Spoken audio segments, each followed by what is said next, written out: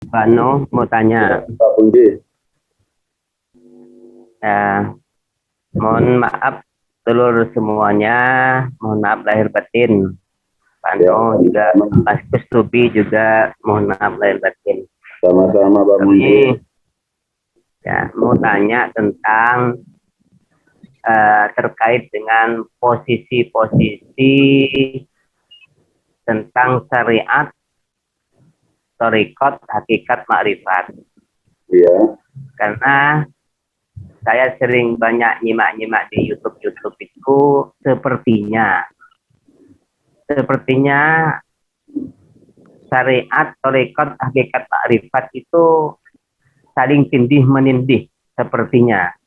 paling ini Karena ya saling katakanlah saling persaingan, persaingan gitu. ya sepertinya tidak ada kesinkronan lah.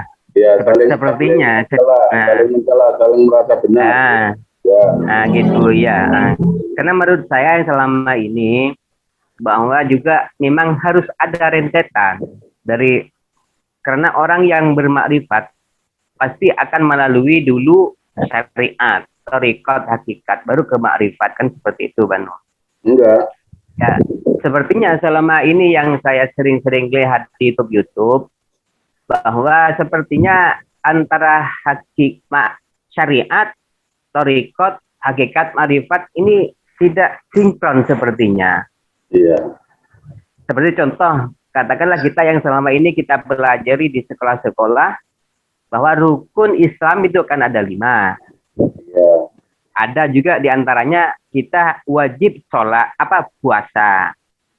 Ya, syariatnya kan puasanya ya tidak makan dari sahur sampai maghrib kan seperti itu. Baru iya, dikatakan sah menurut syariat. Terus katakanlah kita beralih kepada tingkatan lain, makrifat. Makrifat juga mengatakan bahwa puasa yang sebenarnya itu bukan menahan lapar kan seperti itu, harus begini begitu begitu kan seperti itu. Sepertinya posisi yang sebenarnya itu di mana gitu, syariat itu di mana, rekod itu di mana posisinya, terus iya, hakikat di mana dan makrifat di mana. iya, Mungkin Mas Tobi juga bisa membantu anunya juga bagaimana. Artinya untuk menempatkan posisi antara syariat, rekod, hakikat, makrifat agar tidak saling tumpang tindih seperti itu. iya, Ya mungkin itu Bano. iya. Tadi sudah saya singgung masalah itu Pak Mundi ya. Kalau dalam Al-Quran itu nggak ada Pak Mundi. Perjalanan seperti itu nggak ada. Itu perjalanan ilmu. Dan Rasulullah pun nggak pernah mengajarkan seperti itu. Rasulullah nggak pernah mengajarkan seperti itu. Kul in kuntum tuhibbunallah fattabi'uni. Kalau kamu cinta kepada Allah, ikuti aku. Yuhibbukumullah. Allah pasti cinta kamu. Wa yaghfir lakum. Allah pasti mengampuni dosamu. Kan gitu. Adanya syariat, Yes. thariqat, hakikat, makrifat itu perjalanan ilmu aja. Perjalanan ilmu di situ setiap ilmu pasti ada persaingan, merasa lebih tinggi ilmunya, merasa lebih benar. Itu wajar kalau di setiap thariqat itu ada perselisihan. Makanya di jamaah Qutubi itu enggak ada jamaah persaudaraan menuju Allah dengan pengetahuan yang diberikan Allah pada diri kita masing-masing untuk menghadap Allah. Kalau saya rinci enggak apa-apa. Syariat itu apa, hakikat itu apa, makrifat itu apa, enggak apa-apa. Thariqat itu apa. Memang manusia melalui perjalanan seperti itu. Syariat itu hukum manusia. Kalau dalam Al-Qur'annya syariat itu perjuangan. Bisyariatihi ayatnya, saya lupa awalnya. Jadi di situ hubungannya dengan ayat gini, wa ja'alna nahara ma'asya wa ja'alna laila libasa. Itu syariat. Allah menciptakan siang itu untuk mencari apa? Mencari kehidupan, jalan kehidupan apa? Bekerja, mencari rezeki. Wajalna laila libasa. Allah menjadikan malam untuk beristirahat. Jadi syariat itu perjuangan. Kalau dalam hal perjuangan, kita dikasih Allah hidup di dunia, namanya hidup, ya butuh fasilitas hidup. Perjuangkan hidupmu, ya raih dunia, itu syariatnya. Dan kita dikasih Allah hidup, pasti mati. Perjuangkan matimu untuk selamat menuju Allah dengan cara apa? Mencari cara untuk dekat dengan Allah, yaitu dengan mencari pembimbing. Itu syariat dalam Al-Quran. Kalau syariat yang umumnya itu hablum minanas, yang sudah membudaya, menjadi tradisi, tetap kita ikuti, tapi hakikatnya tetap hati ini menghadap Allah, tidak pada amalannya. Syariat berupa amalan, hakikat itu berupa keyakinan. Thariqat itu hanya jalan. Perjalanan manusia menuju yang maha kuasa. Thariqat kan artinya jalan. Ikut ke sana, ikut ke sana, ikut ke sana, itu thariqat. Di dalam thariqat ada jalan-jalan melalui misalnya latoif atau apa, perjalanan 1, 2 sampai 7 terus Baitul Muqaddas. Itu ilmu. Dan Rasulullah nggak pernah membimbing seperti itu. Rasulullah nggak pernah. Makanya kalau keluar dari koridor Rasulullah pasti membingungkan. Dan mohon maaf kalau saya terlalu kasar. Semua thariqat mengaku lebih benar. Akhirnya jujur saja, kalau kita mengikuti seperti itu, di dalam perjalanan kita menuju Allah sampai mati menghadap manusia. Kita mengikuti apa? Setiap mengamalkan sesuatu, pasti ini atas perintah Dia.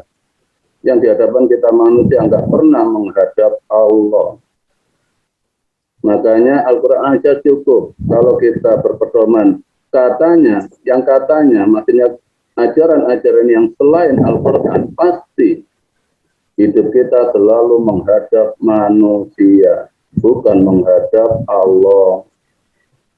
Makrifat itu teliti di dalam hati. Telitinya gimana? Setelah kita melakukan yang seperti tadi, syariat, thariqat, hakikat, apa diteliti hatinya dekat dengan Allah apa enggak, itu makrifat. Mengetahui jati dirimu selama ini menyembah ilmu apa menyembah Allah, itu makrifat, ketelitian di dalam penglihatan hati atau penglihatan iman kita. Udah dekat, bisa membawa saya dekat ke Allah apa enggak, itu makrifat. Bukannya mengetahui sebelum datang. Jadi ke Allah itu logis, bisa menanyai hati masing-masing. Makanya tadi saya ungkapkan sanukari'uka fala tansa, baca hatimu, baca dirimu. Jangan lupa, jangan, biar nggak lupa baca, udah dekat dengan Allah apa enggak, fala tansa, biar nggak lupa. Dan kemarin sudah saya ungkapkan, la tanfa'un malun wala banun illa man atallaha biqalbin salim. Jadi nggak ada manfaatnya malun, suatu jabatan, entah itu menjadi mursyid atau jadi apapun, itu nggak ada manfaat, malun, jabatan, wala banun, dan turunan. Kalau semua itu nggak ilaman atallaha biqalbin salim, untuk menuju Allah dengan hati yang selamat. Jadi makanya kalau menuju Allah itu pondasinya di bimbingan Qurtubi, itu pondasi akar keimanan dulu ditata, ilmu hanya sebagai daun dan ranting. Untuk apa ilmu? Untuk merangkul orang-orang yang belum mengerti akar. Jadi perjalanan Toriko Pak Munjia itu nggak ada yang percuma. Untuk apa? Untuk merangkul orang-orang yang nggak jelas akarnya. Syajaratul iman, pohon iman. Syajaratul iman, kalau kata Gus Dubi. Ya, karena juga begini, Manu, kita kan juga sebagai apa ya, khalifah fil ard, kata seperti itu, untuk menyebar. Iya. Sedangkan kita sepertinya untuk mengajak kepada masyarakat umum masih kesulitan untuk memasukkan katakanlah keimanan itu, karena masih belum, mereka itu belum sadar tentang keimanan yang kita ajari kepada, yang akan kita ajak kepada mereka. Sedangkan mereka rata-rata masyarakat umum sudah didoktrin mulai dulu bahwa yang namanya puasa itu harus menahan lapar dari pagi sampai sore. Iya. Ya. Terus untuk memasukkan kita di area itu kepada orang untuk memudahkan, kadang-kadang kan kita dianggapnya ini sepertinya ajaran baru. Seperti itu. Itu yang menjadi tantangan kami juga kepada masyarakat umum gitu, Gus. Ya, Gus. Ya, makanya juga ada temuan-temuan ya, ketika kita katakanlah tidak sama dengan background mereka, apa yang selama ini mereka ajari dari bangku sekolah sampai perkuliahan, ya itu kalau tidak sama dianggapnya mereka itu aliran berbeda gitu, dan sulit untuk diterima, kata seperti itu, untuk memberikan, untuk apa namanya, untuk memposisikan syariat itu begini, torikot begini, itu memposisikan lah, artinya tidak apa ya, tidak saling seperti itu, tidak saling menyalahkan lah seperti itu, untuk bagaimana caranya gitu. Artinya posisi syariat memang pasti ada, torikot harus ada, hakikat makrifat juga harus ada, mungkin seperti itu. Ya gampang, pokoknya jawaban yang pertama itu gampang. Kenapa gampang? Yang memahami berangkatnya untuk dekat dengan Allah dari syariat, torekot, hakikat, marifat ya nggak apa-apa. Tinggal kita mengisi keimanannya biar dijalankan syariatnya juga, torekotnya nggak apa-apa, hakikatnya nggak apa-apa. Tinggal kita itu mengisi dalamnya. Wong itu semua kan perilaku luar semua. Kita itu nggak bisa mengubah apa ilmu orang. Kita itu hanya mengubah dari kedalaman hati kurang dalam gitu aja. Karena Allah atau selain Allah gitu aja. Iya. Syariat ya nggak apa-apa. Jangan dirubah. Oh, kebiasaan orang semua kalau puasa itu menahan lapar ya nggak apa-apa. Menahan lapar, tinggal hatinya itu ikhlas, ini karena dijadikan alat untuk mendekat kepada Allah gitu aja. Masa nggak boleh? Ya boleh. Makan aja bisa sebagai jalan mendekat kepada Allah, apalagi menahan lapar. Yang penting bukan menjadikan kelaparan gitu loh, ya nggak boleh. Syariat itu nggak apa-apa, nggak ada yang perlu diganti, nggak ada yang perlu disalahkan. Kita itu nggak masuk ke ranah yang masyarakat sudah menyetujui itu ya nggak apa-apa, kita juga setuju. Saya aja kemarin juga ke waktu ngisi ngaji di Tulungagung juga pakai sarung, pakai kopiah, nggak apa-apa, juga sholat juga ya sama-sama. Kan nggak apa-apa kan. Kalau nggak boleh berarti saya nggak melakukan, saya juga melakukan. Kalau puasa menahan lapar apa nggak boleh, saya aja juga melaksanakannya. Jadi apapun yang kita lakukan itu yang penting kita ikhlas dan sebagai jalan wasilah menuju Allah. Karena sudah tahu letaknya Allah di mana, jadi keikhlasannya itu yang dipakai. Bismillah itu bersama Allah yang Maha Pengasih lagi Maha Penyayang. isi dalamnya, luarnya nggak usah diubah. Siap, Gus. Toreko gimana ya? Toreko umumnya bagaimana ya nggak apa-apa. Yang ikut toreko ya ikut toreko. Kita juga punya kok ilmu toreko. Sanad saya aja, saya punya sanad toreko juga. Sip. Sanad nasib. Itu Abah Kelan itu yang sudah membukukan, menghafalkan sanad saya. Mantap. Pak Geleni, kirimi saya cepri. Ya. Jadi Tanya terakhir, Gus.